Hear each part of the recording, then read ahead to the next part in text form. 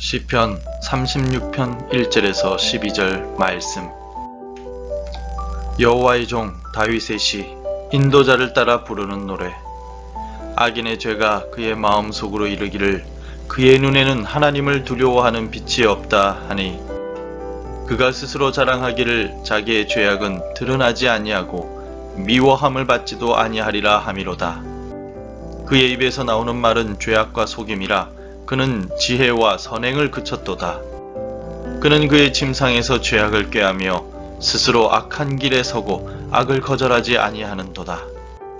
여호와여, 주의 인자하심이 하늘에 있고 주의 진실하심이 공중에 사무쳤으며, 주의 의는 하나님의 산들과 같고 주의 심판은 큰 바다와 같으니이다. 여호와여, 주는 사람과 짐승을 구하여 주시나이다. 하나님이여, 주의 인자하심이 어찌 그리 보배로우신지요. 사람들이 주의 날개 그늘 아래에 피하나이다. 그들이 주의 집에 있는 살찐 것으로 풍족할 것이라. 주께서 주의 복락의 강물을 마시게 하시리이다. 진실로 생명의 원천이 주께 있사오니 주의 빛 안에서 우리가 빛을 보리이다. 주를 아는 자들에게 주의 인자하심을 계속 베푸시며 마음이 정직한 자에게 주의 공의를 베푸소서. 교만한 자의 발이 내게 이르지 못하게 하시며 악인들의 손이 나를 쫓아내지 못하게 하소서. 악을 행하는 자들이 거기서 넘어졌으니 엎드러지고 다시 일어날 수 없으리이다. 아멘. 주의 인자하심이 보배롭습니다. 돌봐주시는 부모님이나 어른이 계시면 아이들의 마음이 안정이 되고 성격도 긍정적이게 됩니다. 왜냐하면 든든한 사랑과 돌봄이 있기 때문입니다. 그래서 부모가 모두 일을 하는 가정의 경우 학교를 마친 아이들을 위해 돌봄 교실을 운영하기도 합니다. 아이들을 홀로 내버려 두거나 방임하게 되면 사고가 날 수도 있습니다.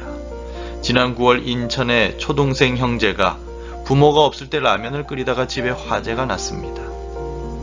형은 전신 화상을 입었고 동생은 어린 나이에 결국 세상을 떠난 것으로 신문 보도에 보도가 되었습니다.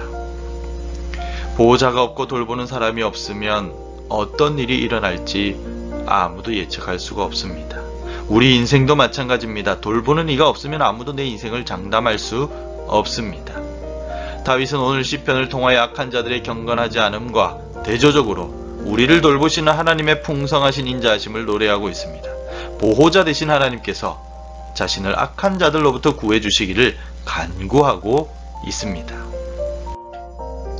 본문에 나타난 악한 자들의 모습이 있습니다. 그들은 하나님을 두려워하지 않고 자신을 신뢰하는 삶을 살아갑니다. 1절 2절에서 악인의 죄가 그의 마음속으로 이르기를 그의 눈에는 하나님을 두려워하는 빛이 없다 하니, 그가 스스로 자랑하기를 자기의 죄악은 드러나지 아니하고 미워함을 받지도 아니하리라 하미로다. 악인들의 생각입니다. 하나님을 두려워하지 않고 자기 마음대로 판단하며 살아가는 악한 자들은 죄를 지어도 양심의 가책도 없고 죄라고 생각조차 하지 않습니다.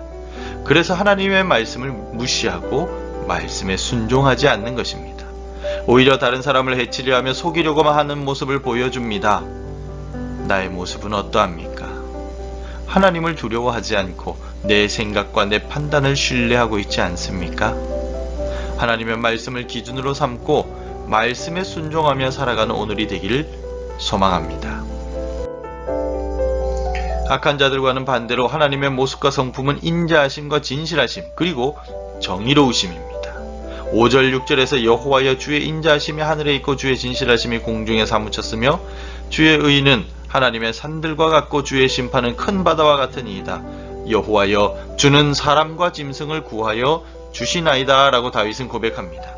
하나님께서는 인자하심과 진실하심, 정의로우심으로 세상을 통치하고 다스리십니다. 그리고 모든 만물을 신실하게 돌보고 계십니다. 보호자로서 주의 백성들을 사랑하시고 품어주십니다. 보배로우신 하나님의 인자하심으로 하나님께 피한 백성들을 먹이시고 입히시고 마시게 하시며 생명을 지켜 주십니다. 그래서 다윗은 하나님의 사랑에 대해 이렇게 고백하고 있습니다. 7절에서 하나님이여, 주의 인자하심이 어찌 그리 보배로우신지요. 사람들이 주의 날개 그늘 아래에 피하나이다. 아멘. 우리의 삶은 어떤 삶이 되어야겠습니까? 자신을 신뢰하는 악인의 길이 아니라 인자하고 진실하신 하나님을 신뢰하며 살아가야 할 것입니다.